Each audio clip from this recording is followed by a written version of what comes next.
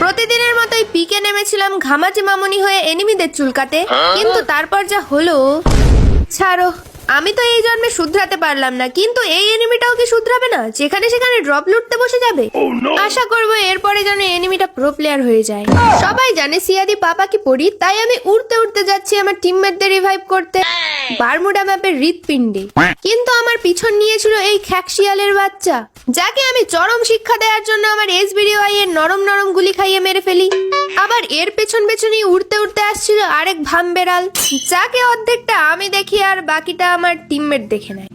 এরপর আমি আমার মার্সিডিজ নিয়ে যাচ্ছিলাম জোনের দিকে, কারণ জোন হয়ে গেছিল আমার ক্রাশের মনের মতো ছোট, কোনোদিন জায়গাই দিল না আমাকে। আর একটা আদর্শ স্নাইপার কি করে? নিজের টিমমেটদের দূর থেকে সাহায্য করে, মাঝে মাঝে কিলো চুরি করে।